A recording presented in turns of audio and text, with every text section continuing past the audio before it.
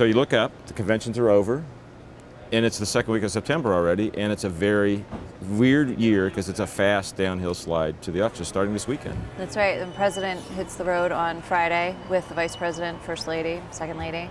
We're going to hit New Hampshire, Iowa, and then he'll head to Florida by himself and do a I-4 corridor, which is the one battleground region of Florida. Which goes bus west tour. to east across That's right. Florida. So he'll start in St. Petersburg, which is actually right near where the Republican convention was held, which in Tampa, and go all the way east, and then hook down and go to Palm Beach, which is Democratic stronghold. I think what people forget, we forget sometimes, we've never done this before. This is, usually you have a convention, you have two conventions, and then there's a pause, and then there's Labor Day, and then you have a real campaign. We're past all that now, and they are going to spend an enormous amount of money in an incredibly compact period of time. Well, it seems like there's been all this prelude and preliminaries, now we're into it. And one thing, question I have about Florida is how important is this to the Romney campaign? I mean, doesn't it all sort of come down to Florida for him? And if he doesn't win Florida, is there a viable path for him, do you think? It's a lot tougher, for sure. It's 29 electoral votes. It's a huge state. Republicans, any modern Republican has needed it to win. And, the Obama folks feel pretty good about it based on a couple of issues, particularly with the Paul Ryan vice presidential pick and Medicare. And they're going to certainly work there and force Romney to fight for it. What happened here in Charlotte, I think, was that they framed a message that they think that can carry from state to state to state. But it really is a kind of a shared prosperity vision that the Democrats have versus a kind of selfish prosperity vision that the Republicans have. I wonder how much that's going to translate in battleground states, and it may come down to sort of smaller issues like Medicare. Is there a problem with senior citizens in Florida because they don't trust Republicans on Medicare? Well, I listened to the messaging from the convention, and I thought it was appeal to base voters. I thought it was an attempt to mobilize and energize the base. Yeah. I wondered if centrist... Here and in Tampa? Mostly, I guess more here than in Tampa, but what I heard is like an attempt to sort of like, let's get out the vote, let's get our people excited. Yeah. We heard some red meat speeches from Elizabeth Warren. People feel like the system is rigged against them. And here's the painful part. They're right. There were moments when I thought I was listening to John Edwards in the 2008 campaign, sort of a vision of two Americas.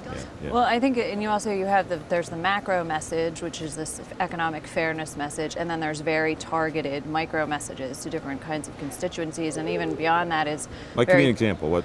Well, then you have targeted micro message to women, to Hispanics, to young voters. The student, the president's whole message on student loans and needing to reform that, and how that fits into his larger fairness argument is very narrowly targeted to students. I have to tell you, as a male, I felt like I've been left out of this election. There's so much women voters. We love you, women. I mean, literally having people stand up on a stage and say, "We love you, women!" Like, and all the sides. We be more subtle. Nobody needs 10, us. 12 women.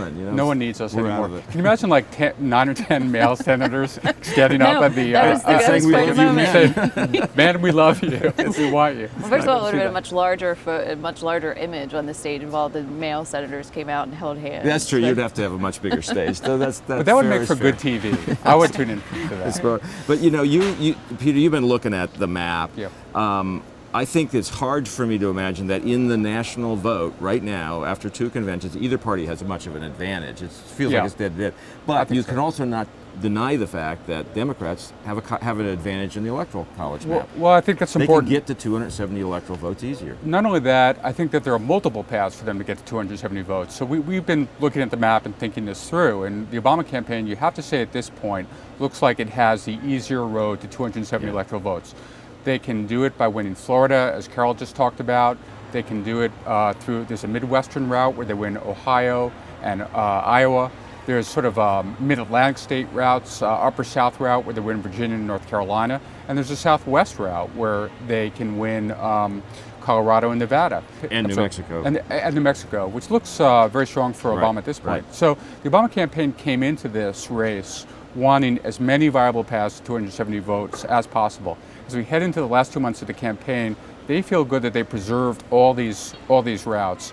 and the path looks a little narrower for the Romney campaign. And I think Republicans believe their blocking ability lies in the Great Lakes states. That if they can pick off Wisconsin, if they can put Michigan into play, then and we said they have to win Florida, but they can maybe create a blocking coalition in the upper Midwest, in the Great Lakes region, which was very friendly to them in 2010. I mean, they elected a lot of governors there. It is, and it's a place that the Obama folks are working really hard to defend. It's not even just Wisconsin, which you'll see, I believe, the vice president go there next week, but also Iowa. The president's been spending a ton of time in Iowa, and if you talk to the campaign about why he's doing that, there's a couple reasons, but one of them that they give is that they feel that Iowa is a good place to telegraph their whole message to that broader region, and they feel like when he goes there, he gets a lot of play, and it seeps into other states like Wisconsin, like Michigan, like Right, and I Ohio. think they viewed Paul Ryan as a guy who can play all across that region, and that was one of the reasons. Maybe it's a rationalization now, but that was one of the reasons they picked him. Carol, I'm a little bit mystified by Iowa. I talked to the Romney campaign, and they were saying that it looks like Obama has taken up residence in Iowa. Sure. And, he's going back to Iowa. It is It's mystifying. like the primary. And there are how many electoral votes in Iowa? It's like Six. Okay, so, what this strategy rests on what? We have a colleague I've talked to who thinks this is a sign of confidence on the part of the Obama campaign, that they feel so confident about the map that they can double down in Iowa. Well, I think if you talk to the Obama folks about it, they will tell you that to think about Iowa as you would think about another state that doesn't have early voting 3 weeks before the election, that Iowa's early voting starts in a few weeks. And so they're attacking it right now like they would, say, Pennsylvania before 3 weeks before November 6th. And so he's spending a ton of time there and really trying to get the because there's early voting. Yeah, because there's early voting, and they think like if they can get in there, then that'll give them an advantage. And so you'll probably see that his amount of time spent there taper off a little bit. But they also think that if you add up the different pieces of the map, that Iowa could wind up being a state, even though it has a small amount of electoral votes, that puts them over the top. The other thing that both sides are counting on to put them over the top is advertising. Huge amounts of paid advertising in a small number of states. If you live in Texas or California or New York, you're never going to see these ads, but if you live in Wisconsin or Virginia or Florida, you're never going to be able to escape them. But it raises an interesting question of whether it's possible to reach total saturation. Too many ads, people tune them out entirely. Well, the Obama campaign does believe that. They believe that the ads aren't even necessary at a certain point. There's going to be so much free media, just natural media attention to this race in the month of September and October, that all that paid advertising isn't even necessary. They can Obama campaign thinks they could drive their message through some of that free media, and people are tuning out to that advertising. It's not needed. And the other thing is you have this year is that it's all of this is magnified by the super PAC spending. I mean, so people are just overly saturated, and it's also, you've gotten into this phase where one side's saying one thing and the other saying another, and they're both attacking each other, and it kind of, you wonder if it's just going to wind up canceling each other out. It brings, in the last 2 weeks in particular, another factor into play, which is if people are tuning out the advertising, then what really matters is being able to contact voters on the ground. Just have you say to Peter, don't listen to those ads. I think you should go out and vote. Come on with me to the polls. A ground game at that level is really important in a race like this, and that's, I think, where the Democrats believe they've built an advantage. They certainly do, but it's interesting. We were in Tampa. I was speaking to a Romney campaign person who's working out in Ohio, and he said that the Democratic operation there is a bit of a Potemkin village, that it looks good, it sounds good, there's lots of offices, but really when you go into these all these Democratic offices, is there really any activity, is there any work going on? And their feeling is that a lot of it is for show. Yeah. Well, and that's part of what the convention was for, to try and mobilize everybody and activate that organization. And it'll be remains to be seen tickle whether a or not wire and get everybody up. Yeah. The last factor we have to talk about, and we haven't mentioned yet, is 4 debates, 3 presidential, 1 vice presidential. Interesting question. I kind of feel that they're really important this time. But I did talk to somebody fairly senior in the Obama campaign this year who said, debates really don't often change the trend lines. They kind of fit into a narrative, and if you stick with your narrative in the debate, you've just sort of furthered your case, but you haven't really changed things on the ground. I I'm not sure that's true this time, but maybe they don't matter as much. I don't know. You know, these debates, I mean, there's been so many sort of memorable moments in these debates. I mean, when Lloyd Benson told Dan Quayle, "You're no Jack Kennedy," I knew Jack Kennedy.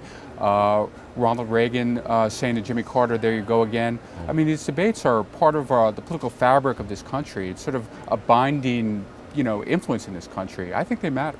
I think they matter. What'll be really interesting this time is that you've had, this race feels like it's gone on for so long, and you've had Barack Obama and Mitt Romney fighting with each other from afar and launching all these attacks, and you'll finally get them in the same room and actually talking to each other, and so it'll be kind of fascinating to watch how they handle that. Yeah, and the Romney view is that's an equalizer for a challenger. You put him on the stage with the president shoulder to shoulder, and it changes the game. So anyway, we'll watch that. We got a short, intense, interesting run to come.